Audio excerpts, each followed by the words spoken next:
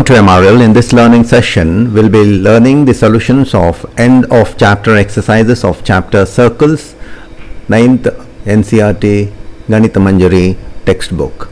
Now, the first example here is given. What is given is a circle. In a circle, the distance of the chord is 5 centimeters. The distance of the chord, AB is the chord here, distance is 5 centimeters, and the radius of the circle is 13 centimeters. Now we have to find the length of the chord. Now if you look at the triangle AOC here, because I have joined OA here, if you look at the triangle AOC, OA square is equal to, that is R square is equal to L square plus D square by Pythagoras theorem. Now R square is given as 13, and therefore R square is 13 square, that is R is 13, therefore R square is 13 square, minus D is 5, so 5 square, 13 square is 169, 5 square is 25, 169 minus 25 is 144, and therefore L is equal to square root of 144, that is 12 centimeters. So we have AC as L, and that is 12 centimeters. AB will be twice AC, that is 2L, and therefore the length of the chord is 24 centimeters. Now in the second example here, we are given that the central angle of an arc, AB is an arc here, its central angle is 70 degrees, and we have to find the angle subtended by the same arc at the circumference, that is angle APB, and we know that the angle subtended at the circumference by the same arc is half the angle subtended by the same arc at the center. Therefore angle APB is equal to half of 70 degrees, that is 35 degrees, and that is the answer for that. Now coming to the next example, now we are given here that diameter is 26 centimeters, and the chord length is 24 centimeters. The chord length is 24 centimeters. We have to find the distance of the chord from the center. Again, so let us understand this. Now if the diameter is 26, then radius will be, that means OB will be 13 centimeters, and the chord AB is 24, therefore MB is 12 centimeters, because OM is perpendicular to AB, and the perpendicular drawn from the center to a chord bisects the chord, therefore it is 12 centimeters. Now in the triangle MOB, we have 13 square is equal to D square plus 12 square, or D is equal to 13 square minus 12 square, and that is 169 minus 144, the square root of D square, that is D is equal to square root of 25, and that is equal to 5 centimeters. So the distance of the chord is 5 centimeters from the center. Now coming to the next example, we are given the radius as 15 centimeters, the distance of the chord from the center is 9 centimeters.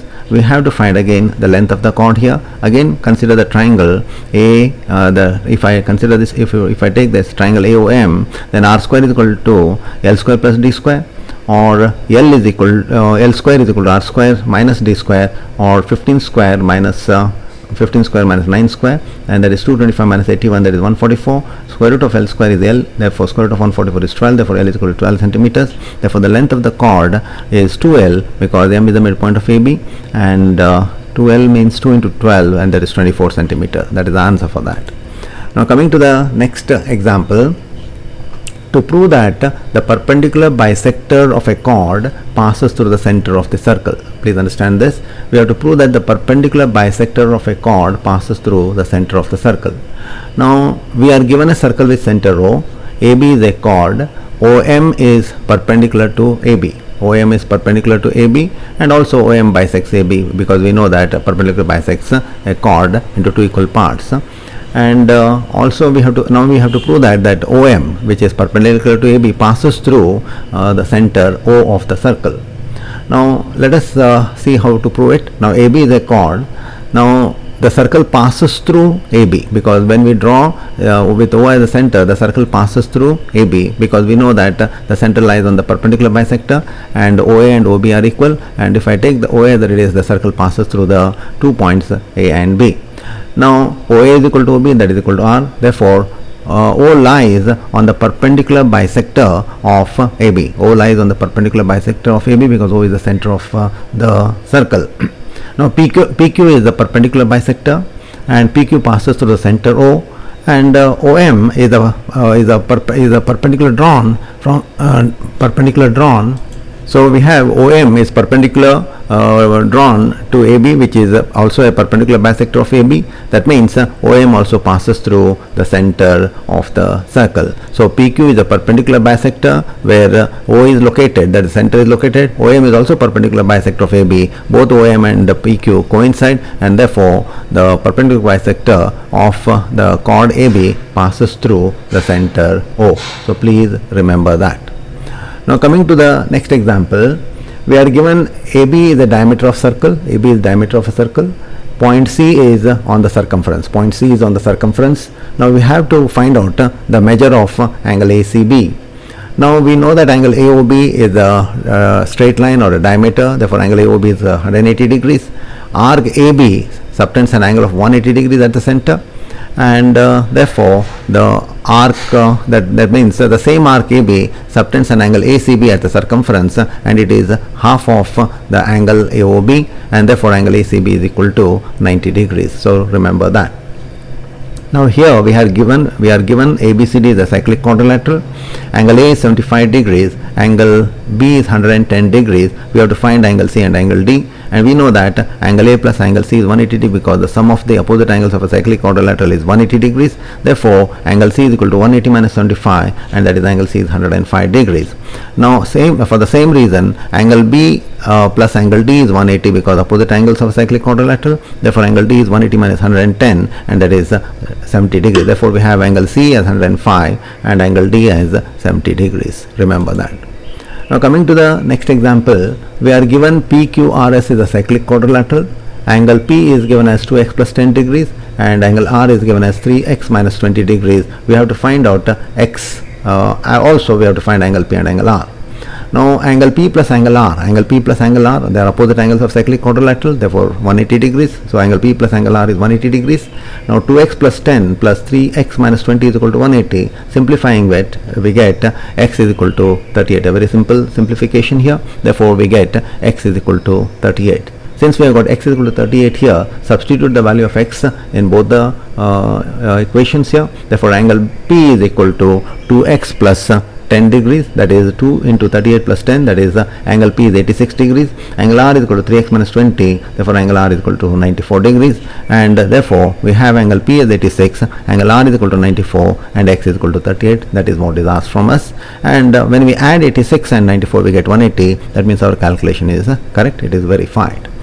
Now coming to the next example, we are given a chord of length 16 centimeters, that is AB is a chord of length 16 centimeters. Distance of the chord from the center is 6 centimeters. Now we have to find the radius. Now if you look at the triangle here, r square is equal to L square plus d square, because we know that it's by applying Pythagoras theorem.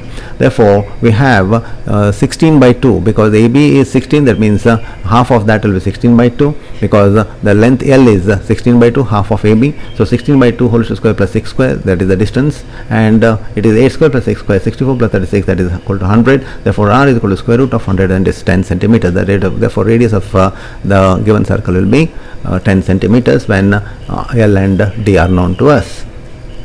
Now in this we have the sides of the cyclic quadrilateral as 5 centimeters, 5 centimeters, 12 and 12 centimeters. Now we have to find the area of this cyclic quadrilateral.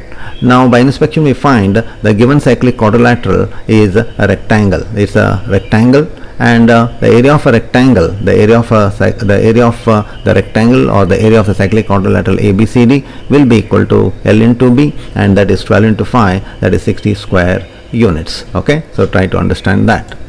Now coming to the next example, we are given a quadrilateral. Which is cyclic. The location of center of circle passing through vertices of cyclic quadrilateral. That means we have to find the location. Please understand here, we are given a quadrilateral. Okay, let us say ABCD is a quadrilateral. We have to find out the location of the center of circle passing through the vertices of, that means we have to find the center of this circle which is passing through the vertices A, B, C and D, or the center which is passing through P, Q, R and S. So let us understand that. Now here if you look at this quadrilateral, very clearly the perpendicular bisectors of the two sides intersect inside, and therefore the center is inside, the quadrilateral, whereas here we have the perpendicular bisectors meeting outside the quadrilateral, therefore it is exterior to the quadrilateral. So therefore it is possible that the center of circumcircle is either outside or inside depending upon the type of quadrilateral, and here it is inside and here it is outside. So the location of the center can be confirmed. So that means how to confirm this location of the center? We can draw the perpendicular bisectors to any two sides and locate the intersecting point, and by that we can confirm whether it is inside or outside. Now another way of doing it is, consider any chord. Let us say for example I take a chord here PS. Okay, let us take the chord PS here. You find that the central angle and the inscribed angle are opposite to the chord. That means the central angle is the other side, and that means they are opposite. Therefore it is 100% exterior to the quadrilateral. Whereas in this case, if you take a chord AB, the central angle and the inscribed angle, central angle is AOB and the inscribed angle is ACB, both lie on the same side of AB, and therefore the circumcenter of the circumcircle is inside the quadrilateral. So that is an easy way of ascertaining or confirming where the center lies. So there are two ways of confirming where the center lies. One is by drawing the perpendicular bisectors and finding out where they intersect. Another way is to check whether the central angle and the inscribed angle lie on the same side of the chord, by which we can confirm whether the center lies inside or outside. Remember that. Now coming to the next example, we are given a circle with the center O. AB and CD are chords and they are equal chords. They intersect at point P, dividing the chords into two parts. AP and PB are the two parts of AB, and CP and DP are the two parts of the chord DC. Now we have to prove that the line segments, there are two line segments of AB, that is one line segment is AP, the other line segment is BP, the line segments of CD are CP and DP. Now we have to show that these two line segments, the corresponding line segments are equal. Now that means we have to prove that AP is equal to CP and DP is equal to BP. So let us see how to do that. Now for that, what we will do is, we will do a construction here. Join OM, that means draw a perpendicular to AB, that OM perpendicular to AB, and also draw a perpendicular ON to CD. Now join OP. Now we get two triangles here. Triangle, NOP and MOP. NOP and MOP, there are two triangles that, or you can even take it as ONP and OMP. There are two triangles there. Now if you observe these two triangles, we have angle ONP and OMP 90 degrees, and OM and ON are equal because the chords are equal and they are at equidistant, therefore OM is equal to ON, and also OP is common to both. So by RHS congruency, these two triangles are congruent. That means MP and NP are equal. Now AB is equal to CD, the chords are equal, therefore AB is equal to CD. Now AB by 2, if I take AB by 2 and CD by 2, it will be AM and DN. That means we have AM and CN are equal. AM and CN are equal, that because they are half of the equal chords. Now if I subtract PM from AM, I get AP, and if I subtract CP from CN, I get CP. Now therefore I have subtracted here, so I have got AP is equal to CP. That means the two corresponding line segments are equal of the two chords. And also again, if AB is equal to CD, I can subtract CP and AP from them. So I have subtracted AP and CP because they are equal. So when I subtract, I get BP is equal to DP, and that means the second line segment, the corresponding line segments are again equal. Therefore the line segments of the two intersecting equal chords are equal. So it's a very important theorem. Try to understand and learn. Now coming to the next example, we are given a chord AB as 6 centimeters. The distance of the chord is 3 centimeters from the center. Now we have to find out, we have to confirm, we have to draw a circle, we have to draw a circle passing through A and B. Now what we will do here is, let us draw a perpendicular bisector to AB. PC is a perpendicular bisector to AB, and OC with C as center, mark 3 centimeters from AB. We have to, on this perpendicular bisector, mark 3 centimeters from the point C. Join OA and OB, and the OA and OB are the radii. O is the center of the circle with O as the center and OA as the radius. Draw a circle. The circle will pass through the 2 points A and B. That means we have, the circle can be a circumcircle of a suitable triangle with base AB is equal to 6 centimeters. So that is very clear. We have joined OA and OB. OA is equal to OB are the radius of a circle passing through A and B. That means because the center lies on the perpendicular bisector PC, and the circle can be a circumcircle. The circle can be a circumcircle of a suitable triangle with base AB is equal to 6 centimeters. So that means it's very clear, if you have a chord AB and the distance of this chord from the distance of the chord from the center is what you call 3 centimeters, that is, we have marked 3 centimeters on the perpendicular bisector of AB, then when we join O and OB, we get a circle passing through AB. That means the circle which is drawn is a circumcircle of a suitable triangle with the base AB is equal to 6 centimeter. So try to understand that. Now coming to the next example, we are given a parallelogram ABCD. We are given a parallelogram ABCD. Now we have to show that ABCD is a rectangle.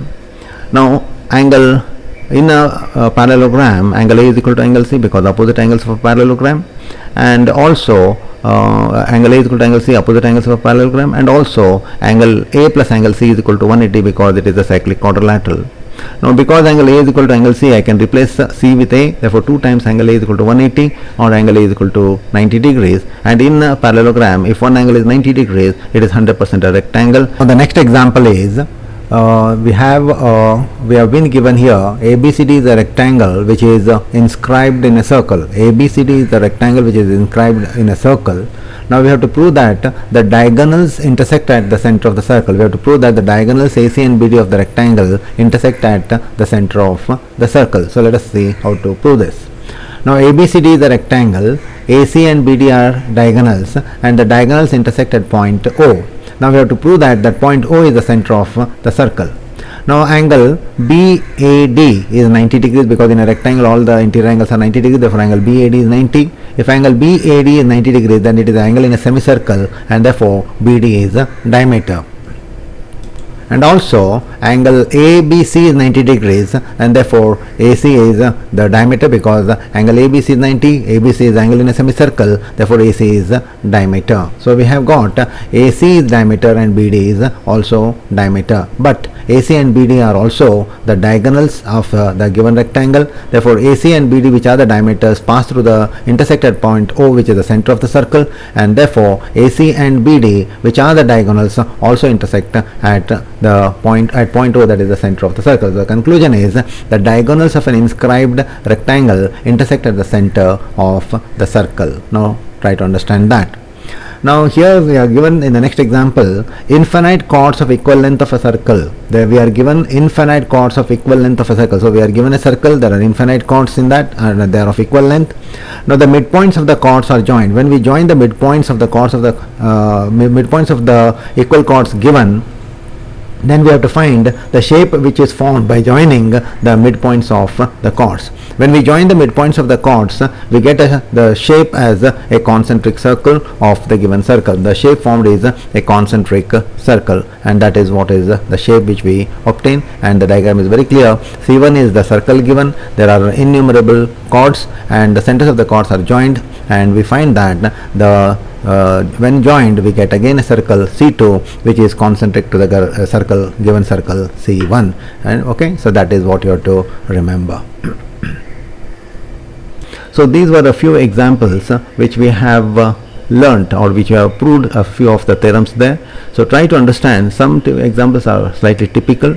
You have to listen to what I have spoken and also read what I have written, and then understand the method of proving these theorems and solving the examples. Okay, try to understand. If you have any doubt, you can put it in the comment, or you can put a question across to me, so that further I can explain that to you, make you understand the subject clearly. Okay, so note down in a book and as a reference for your future use. Okay, thank you.